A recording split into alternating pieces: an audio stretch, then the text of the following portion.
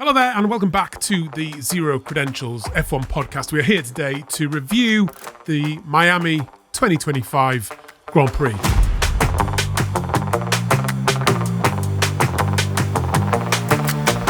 Right, Nelly, that was a pretty... It was a race of two halves, actually, I think, yes. in my opinion. The first half was full of drama and excitement. The race promised a lot. I think the second half fizzled out a little bit, maybe. We could have done with a touch of rain, I think, to keep things interesting, which never came. It was promised, but it never came. But overall, I really still enjoyed the race, actually. I think it's one of my favourite of the season.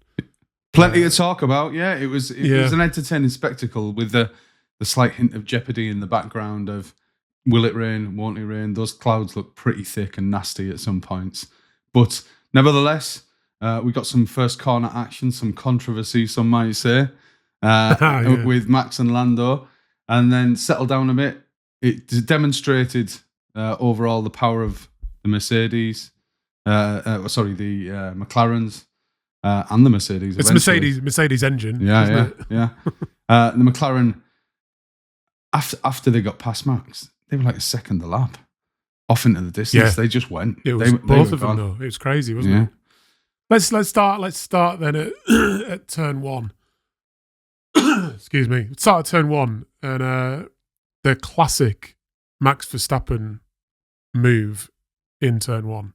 They've just run in because there's no gravel and no grass. Just release that brake pedal. And just drive them off the circuit. He's so bold. I mean, I know there's having big shoulders and get your elbows out and all that, but it leaves a bit of a sour taste in the mouth, doesn't it? I came to a resolution yesterday in the race that with qualifying and the pace there, absolutely undeniably, the guy is a genius in a motor car. So the thing is, he didn't do anything wrong. No, that's like as according to he played by the rules. Because he didn't get a penalty for it, did he, or anything? Like it was, he knows those rules inside out. He's such a professional as well. I don't know if you saw, but there was a little social media clip where the drivers had to be at, I don't know if it was the drivers' press conference or the briefing, but he put like a thing out where he said, "Oh, there's a 7-time world champion here and a 4-time world champion, and there's no one else here." So Lewis and Max had turned up first. An 8 times world champion and a 3 times world champion. But that's a different story altogether.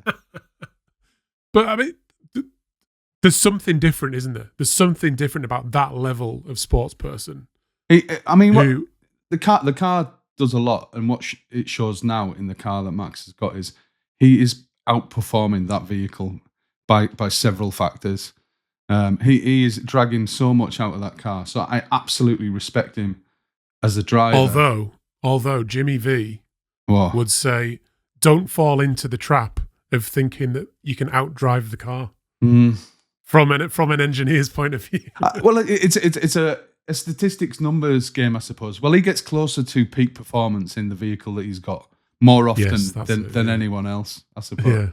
But yeah, I respect him as a driver, and I've come to the resolution that I respect him as a driver, but I don't respect him as a racer. He's okay on his own when he's out doing quali laps and all that. He's superb, in fact. But when that's in the mix of a field in a first corner and other races, I mean, it's all legal, but it's not within the spirit of what I want to see sometimes. I mean, I've enjoyed him. I've enjoyed him in the past as like that pantomime baddie, but like any good bad guy, I'm starting to love him. Yeah, just for being like, he's just so good, and he's like the perfect bad guy. He didn't get a penalty because he knows exactly what he's doing. Yeah. And I don't know if you remember a bit later in the race, the same thing happened with Lando when Lando was trying to get past him, and Lando went off the track as well. Yeah. And ended up having to give the place back. Whereas when Max does it, he just gets off the brake pedal just enough to drive the other person off the track, but he always stays on it. Yeah. So he's doing that intentionally and with such precision. Yeah. And it's like he's blowing me away but almost every weekend now. It's the ability to think in those terms when you're doing 15 other different things at 200 miles an hour flying into a corner. It's ridiculous. But I agree with you. He's the perfect bad guy. He's the sort of, but he's got the talent as well. It's not as if he's cheating or anything. Perfect bad guy, and he's the sort of the Alan Prost of our generation, isn't he? He's an excellent driver. He's at the front. He's better than Alan Prost in my opinion. But there was that real niggle and bite between us at that time. But yeah, he's great for the sport. There's no two ways about it. And I think he answered your question about will his new paternal instincts slow him down in a motor car. No, they will not. It's as simple as that. True, yeah, he's still full on banzai. I will make this corner or die. Nothing in between.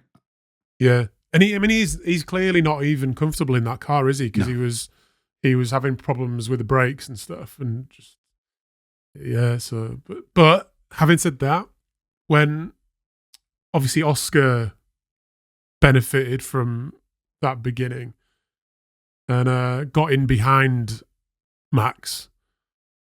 And I think we mentioned it in the pre-race show that Oscar's racecraft is just phenomenal. And I think he's proved that again. The way, and he did it so much better. He got past Max so much better than Lando did, even though Lando's pace pulled him right up behind him, didn't he, quite quickly. I think what, was it coming down to turn one, wasn't it? Yeah. After the finish straight. He got alongside with DRS, but then I think what he did was push Max into the middle of the track because he was planning to go around the outside. So to start with, he pushed Max into the middle of the track. So he could do a cutback. And shut down that angle. Yeah. So when Max tried to stay, or when Max tried to come off the brake, like he always does, he did that, but he'd overshot it by that point, so locked up and went off a bit. And then Oscar just did the sort of switcheroo, didn't he? I noticed, and I messaged you at the time last night in the race, that the way that Max was reacting to Oscar coming at him was much more respectful, much more measured. Yes. Because I said he made him blink. Oscar made Max blink. Max, I think, genuinely worries about Oscar's racecraft, and he knew he has to make bold and precise moves to keep him at bay. And Oscar took his time. He had the patience. He knew he had the car under him, and he decided, right, I'll test out a few things here, and I'll get you. I'm not going to ruin my race because I'm a second a lap faster than you. So I'm gonna make you lock a wheel, push wide, whatever. But I will get past you. He didn't do the same thing though, did he? No. He tried a couple of little things, then did that thing into turn one and got past him. Whereas Lando sort of just keeps doing the same thing over and over again. So much so that the team were actually coaching Lando and saying, this is how Oscar did it. Yeah. This is how Oscar passed Max. But yeah, the guy absolutely smashed it. So cool, so collected. And importantly, and I think this is something to watch, Max respects his racecraft and he realises that he's got an opponent there, probably more so than he worries about your Landos and your Georges and everyone else coming up behind him. I think Max thinks, I know how to handle you all day long. I know your limits. I think I also texted you last night saying that I was just absolutely loving seeing a fight for the lead between Max and Oscar. That's what we're here for, isn't it? Yeah. Like, the racing further down the pack is fine, but we're turning up week after week to see a race at the front. Well, there were genuinely 4 teams able to win at any given weekend, and that hasn't been the case for the past decade. So sometimes it's been a single team season where you just expect them to win, and it's where everybody else comes. So to have look at the predictions. I might as well get this out of the way because look at the predictions. Okay, you got what, 2 out of 3? I got 2 out of 3. That's pretty solid. And I got a solid 0 out of 3. No, you didn't. You didn't. You got 1 point. What did I get?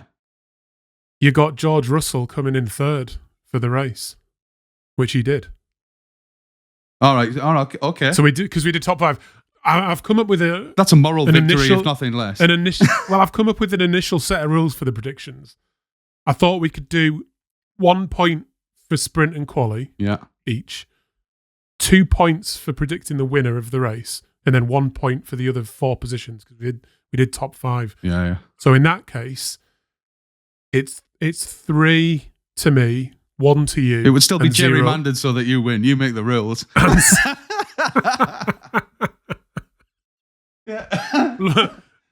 But I think that's right. That's fair. We're traditionalists, somewhat, aren't we? That the race is the big deal.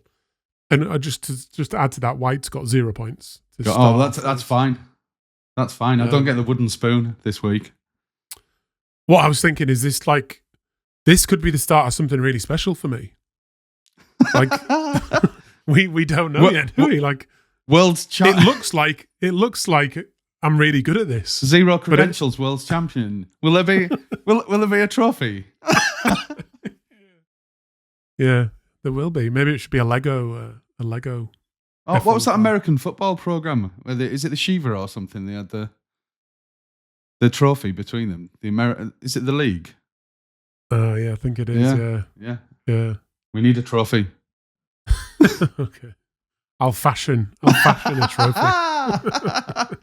Wow.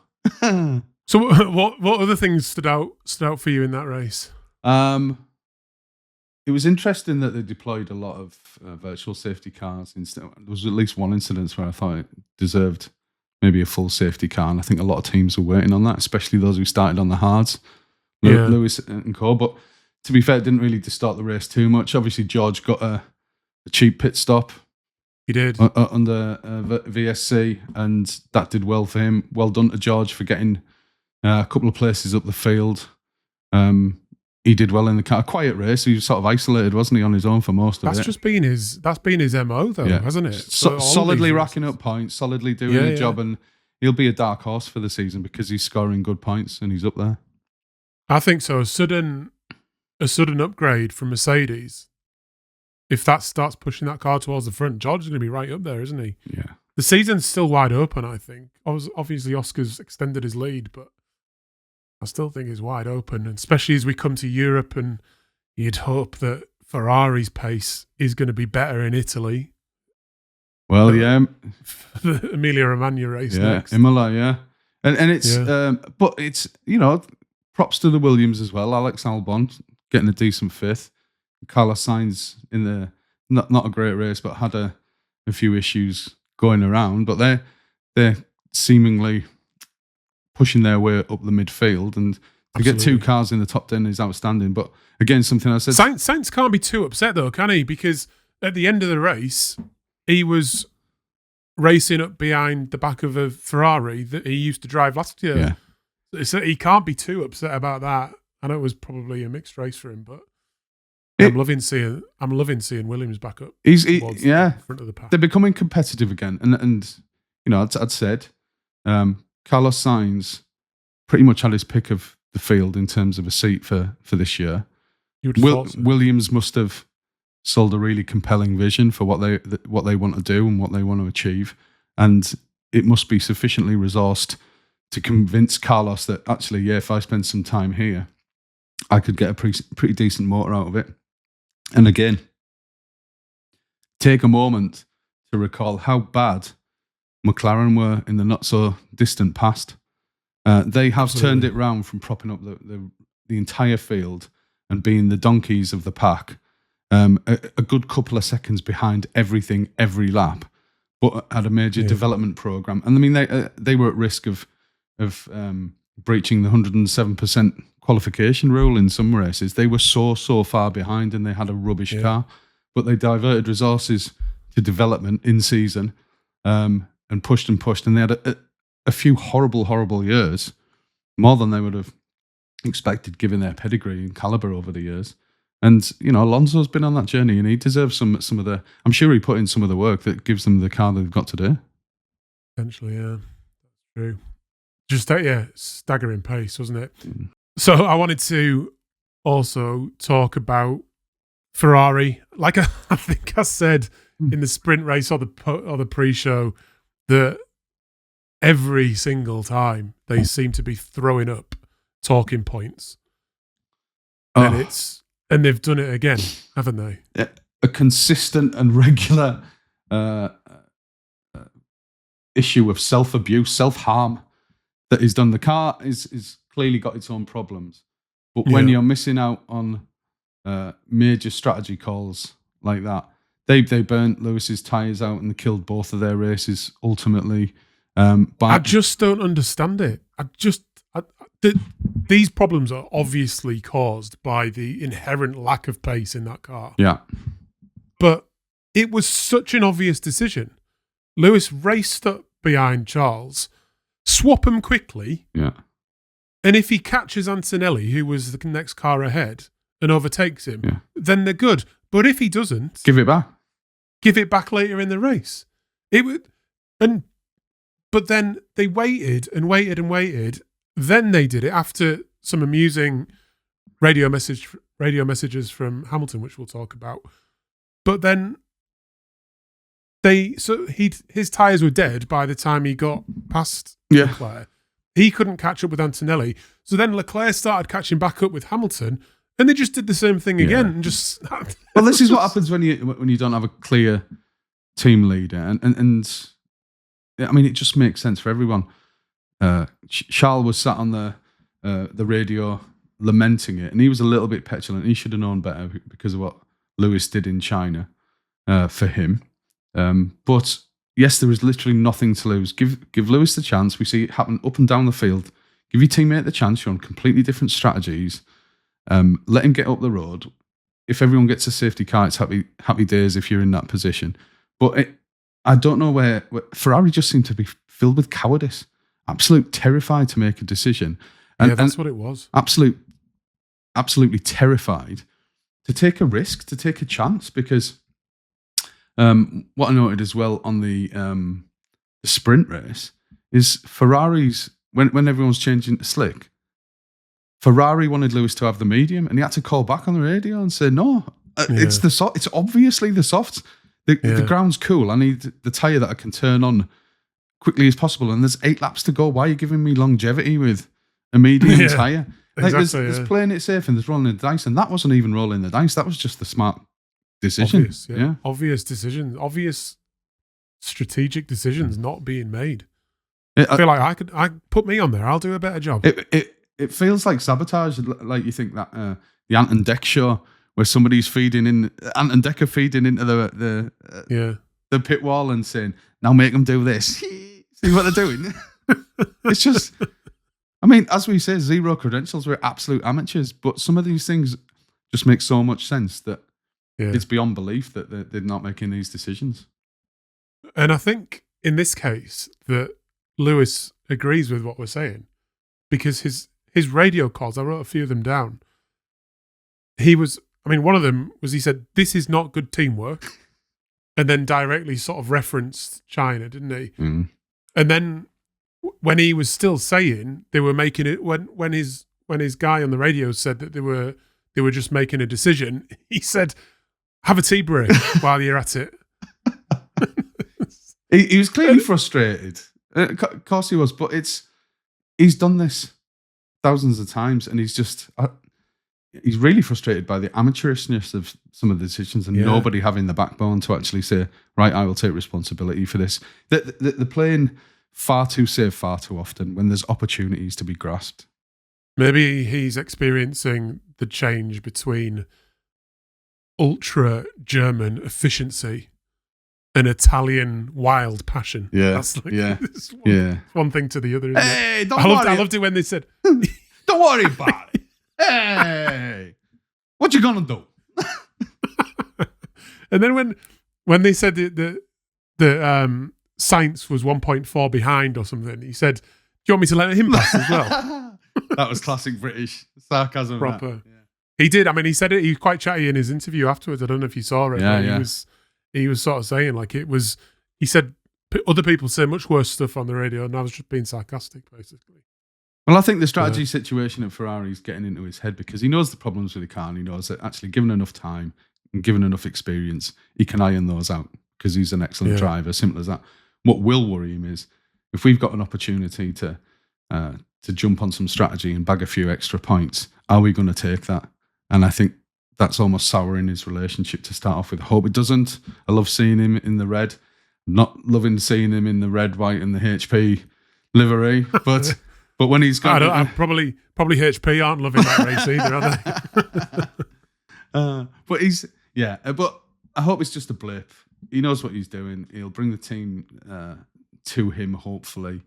And but yes, that's got to be getting into his head. That am I getting the right advice off the pit wall? Yes, yeah. I also think though that any long-term F1 fan, whoever the drivers are, want to see Ferrari up at the top. No, without doubt. They're an institution that's an integral part of F1. Yeah. And you don't want them down in 5th place as a team, behind Williams, essentially. No, they're the barometer of the sport. Ahead of them, didn't they? They're the barometer of the sport. If Ferrari's healthy, then sport's healthy. And yeah. But then, and then I think for me, after that, kind of, we've discussed the race fizzled out a little bit, didn't it? It did. But it could have done. But a safety car or something might have distorted it too much. It was the right result in the end. Oscar and what have we learned? Oscar and Lando and that McLaren are a different league at the moment. George is rock solid. I still feel bad for Lando because I don't know if you saw his on board into turn 1. Yeah. And like when Max locked up, what's he gonna do? Not go for it? Of course. Into turn 1. And then by that point he's alongside. And from when you're watching Lando's on board, you're thinking, "Oh my god! Like it's crash or drive off, isn't it?" Yeah. But it starts new debates where the FIA get involved and say, "Okay, you got to get your wheel up to their mirror on the apex," and then you say, "Well, actually, what is the apex at that particular point, and where does it extend to on the outside line?"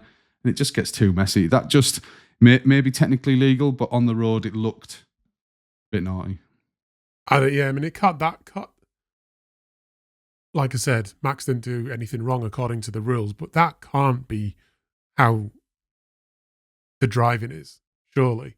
That can't be the rule where you can just let go of the brake pedal, and as long as you keep it on the track, it doesn't matter whatever happens on the outside of you isn't your fault. Like, the 19 other cars behind you can explode. It does, but you've made the corner, so that's absolutely fine.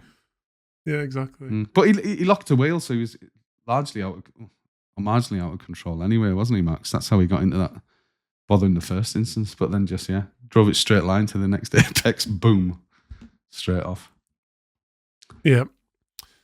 I do want to, as we move forward with the channel, is to have a section where we discuss ridiculous things that the mainstream F1 media say.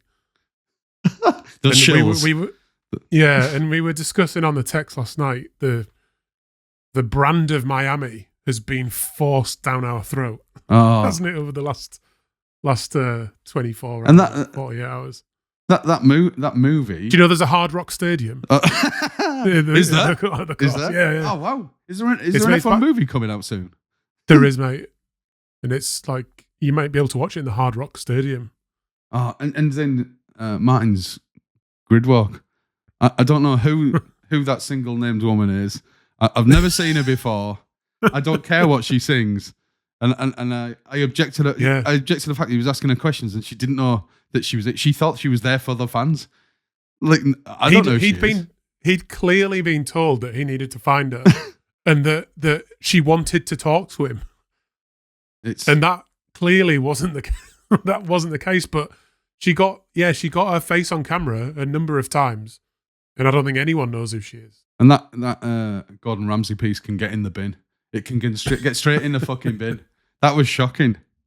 I did love my favourite bit of his grid walk though this week was when he was talking to Evander Holyfield. Yeah. And he was like asking him some good questions. It was all nice, shouting in his ear. And Evander was like, "I can't hear you.